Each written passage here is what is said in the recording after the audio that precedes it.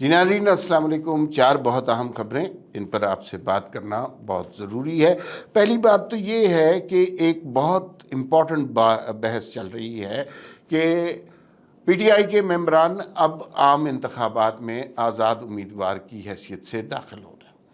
یہ بات تو واضح ہو گئی جب قاضی فائز عیسیٰ نے یہ فیصلہ دے دیا کہ بلے کا نشان تحریک انصاف کو نہیں مل رہا، لیکن ایک امید تحریک انصاف والوں کے دلوں میں یہ ضرور قائم تھی کہ چلو ہم آزاد امیدوار کے طور پہ الیکشن لڑیں گے، ہمیں جو بھی الیکشن کا سمبل ملتا ہے، کسی کو بینگن، کسی کو چینک، کسی کو چمچہ، کسی کو کڑچھا، لیکن جب ہم اسمبلی میں پہنچ جائیں گے، الیکشن جیت جائیں گے، پھر اس کے بعد ہم اکٹھے ہو جائیں گے اسمبلی میں پہنچ کے، اور پھر ہم تحریک انصاف ہو جائیں گے۔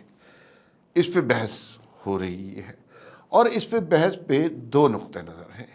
ایک معروف قانون دان انور منصور خان صاحب کا نقطہ نظر ہے، اور ایک نقطہ نظر کنور دلشاد صاحب کا ہے، جس میں اور دونوں کانفلکٹنگ نقطہ نظر ہیں کہ کیا تحریک انصاف کے آزاد ممبران اسمبلی میں پہنچ کر تحریک انصاف کے ساتھ مل سکتے ہیں، ایک تحریک انصاف کے پرچم تلے اکٹھے ہو سکتے ہیں یا نہیں، اس پر بات ہوگی۔ دوسری بات جو ہے وہ بھی بہت امپورٹنٹ ہے۔ تحریک انصاف کے عمران خان ثانی، شیر افضل مروت صاحب، وہ جناب کبھی ناراض ہو جاتے ہیں، کبھی مان جاتے ہیں، پھر ناراض ہو جاتے ہیں، پھر مان جاتے ہیں۔ میں اگر شیر افضل مروت کو دیکھوں، مجھے ان کے اندر ایک بنا بنایا عمران خان نظر آتا ہے۔ بس وہ کرکٹ نہیں کھیلتے، بس وہ ورلڈ کپ نہیں جیتے، لیکن ان کے اندر وہ سارے خصائص، خوبیاں موجود ہیں جو عمران خان کے اندر موجود ہیں۔ وہی روٹھنا، ماننا، اور پھر ماننے کے بعد پھر روٹھ جانا، وہی بڑے بڑے دعوے کرنا، وہی بڑے بڑے لوگوں پر الزامات لگانا، وہی اپنے لوگوں پر ہی دشنام طرازی کرنا۔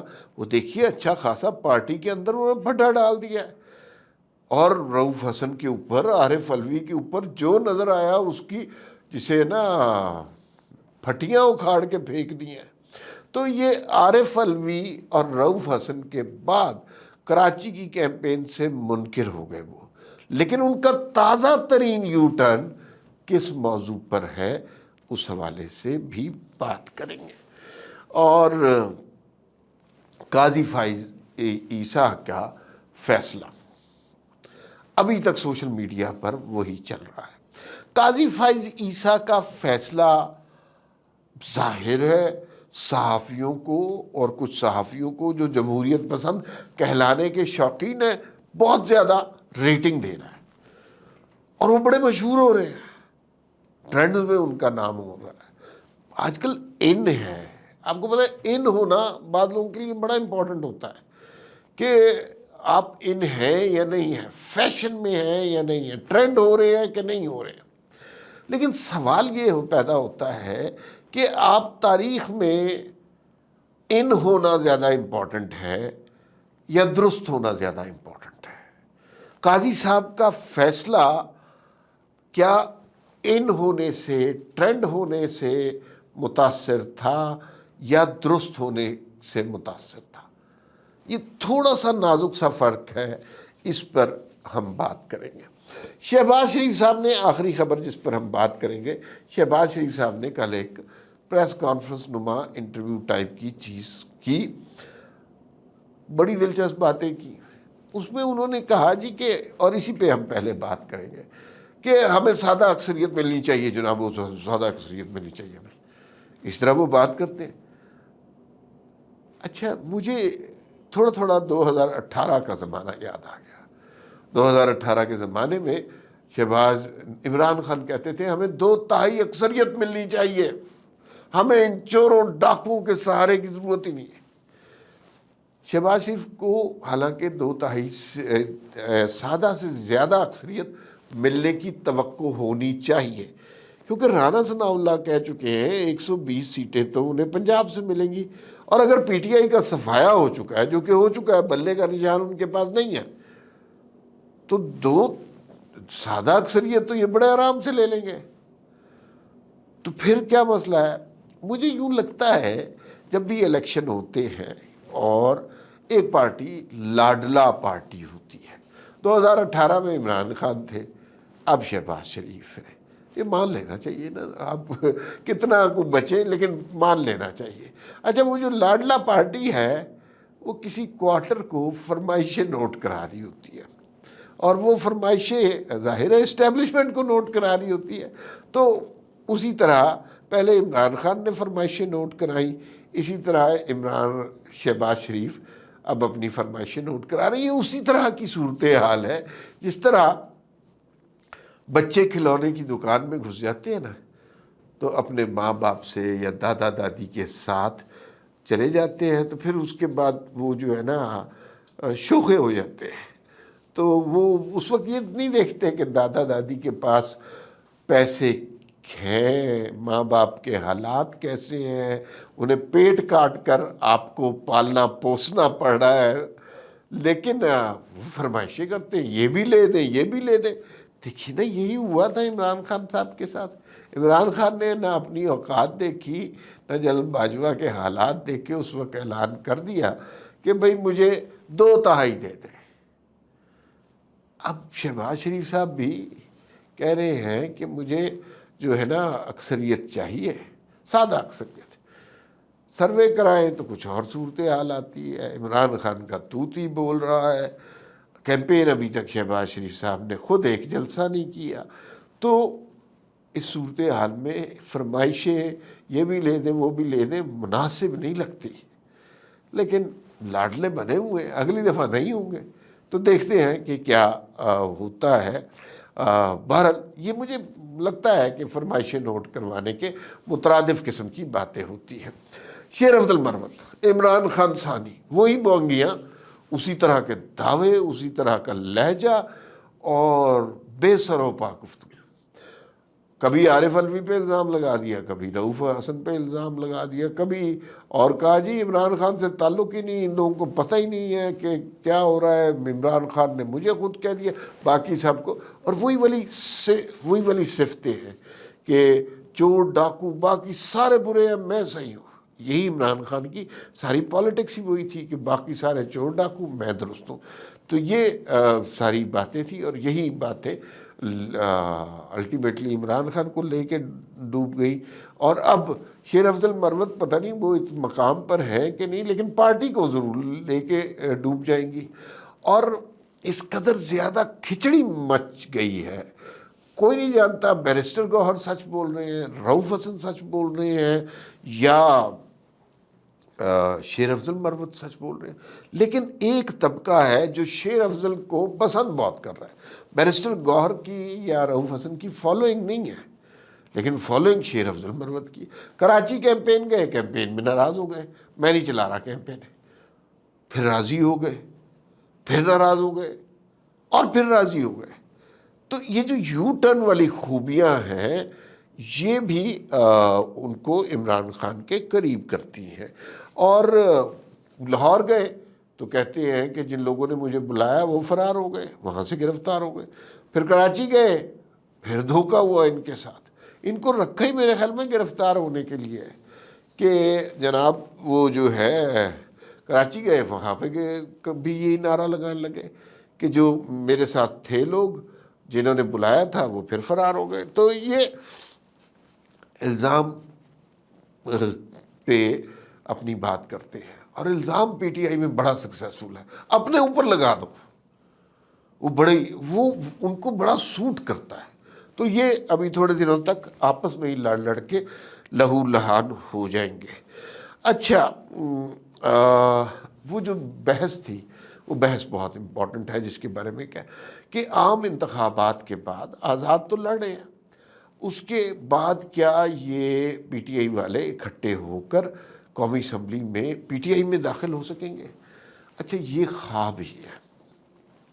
انور منصور صاحب نے اس موضوع پر کہا کہ جی بالکل ہو سکتے ہیں، یہ ان کا آئینی حق ہے۔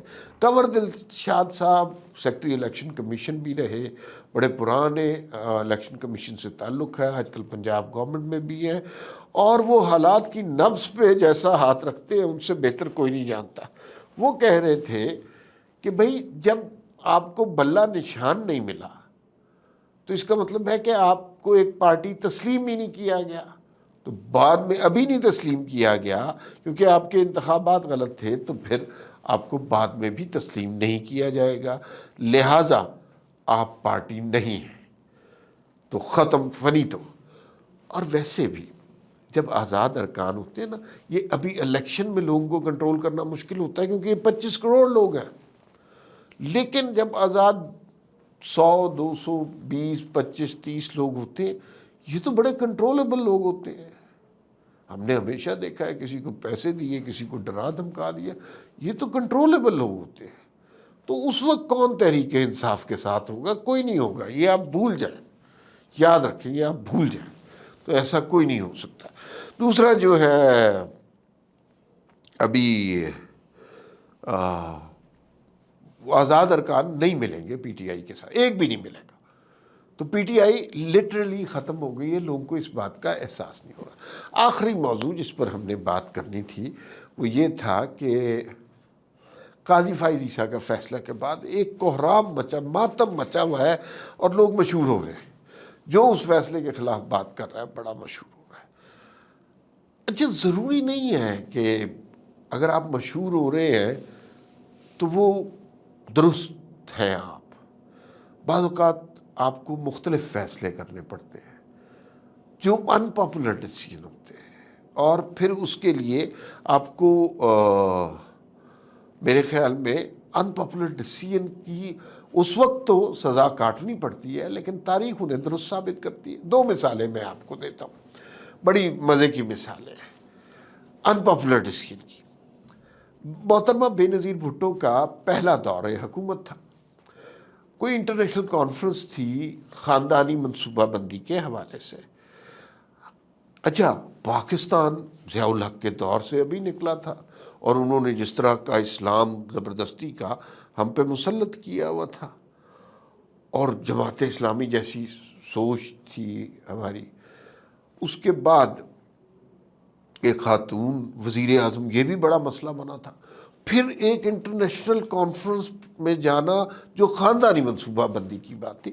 ابھی شاید جو بچے سن رہے ہیں انہیں سمجھنا ہے کہ یہ بھی ایشو بن سکتا ہے، لیکن اس ایشو پہ ملک میں لانگ مارچز اور پتہ نہیں کیا کچھ ہوئے کہ محترمہ بے نظیر بھٹو نہ جائیں اس کانفرنس میں. اور میں شاید ایف اے بی اے میں تھا اس زمانے میں، مجھے یاد نہیں. تو پاپولر ڈیسیژن اس وقت کیا ہوتا؟ اس وقت پاپولر ڈیسیژن یہ ہوتا کہ عوام کا اتنا احتجاج ہو رہا تھا. پاپولر ڈیسیژن یہ ہوتا کہ محترمہ بے نظیر بھٹو اس کانفرنس میں نہ جاتی اور عوام کے ساتھ کھڑی ہوتی. لیکن نہیں، محترمہ بے نظیر بھٹو اس کانفرنس میں شریک ہوئی اور دنیا کی مسلم دنیا کی پہلی خاتون لیڈر کی حیثیت سے شریک ہوئی. اور وہاں پر انہوں نے ایک جملہ کہا جو مجھے ابھی بھی یاد ہے، اور انہوں نے کہا کہ لیڈروں کا کام ہجوم کے سوچ سے انفلوئنس ہونا نہیں ہوتا، لیڈروں کا کام ہجوم کی رہنمائی کرنا ہوتا ہے. یہ دیکھیے، یہ فرق ہوتا ہے. پاپولر ڈیسیژن ہے. آپ نے اس وقت پاپولر ہونا ہے، قاضی فائز عیسیٰ کو گالی دینا شروع کر دیں، پاپولر ہو جائیں گے. لیکن یہ دیکھیے، درست بات یہ ہے کہ لیگلی انہوں نے کہا کہ بھائی آپ نے انٹرا پارٹی الیکشن درست کرائے، کوئی جواب نہیں ہے، تو پھر آپ کو بلے کا نشان نہیں مل سکتا. یہ ان پاپولر ڈیسیژن ہے، درست ڈیسیژن ہے. دوسرا میں آپ کو درست ڈیسیژن اور ان پاپولر ڈیسیژن کی بات بتاتا ہوں. ضیاء الحق صاحب کا دور تھا، کیمپین چل رہی تھی کہ بھٹو بہت کرپٹ آدمی ہے، ظالم آدمی ہے، بھٹو نے قتل کرا دیا قصوری کا، یہ وہ. تو بھٹو کے خلاف بات کرنا بڑی پاپولر بات تھی. اس زمانے میں سارا میڈیا، جو اس زمانے کا میڈیا تھا، بھٹو کے خلاف تھا، اور بھٹو کے خلاف بات کرنا بڑی پاپولر بات تھی. مولوی مشتاق صاحب کی عدالت تھی لگی ہوئی تھی، 7 ججز کا بینچ تھا، اس میں بھٹو صاحب کا مقدمہ پیش ہو رہا تھا. اور جناب وہاں پر بھٹو صاحب کا مقدمہ پیش ہوا، 4-3 سے فیصلہ آیا بھٹو صاحب کی پھانسی کا. 4 ججز نے پاپولر ڈیسیژن کیا مولوی مشتاق صاحب کی سربراہی میں.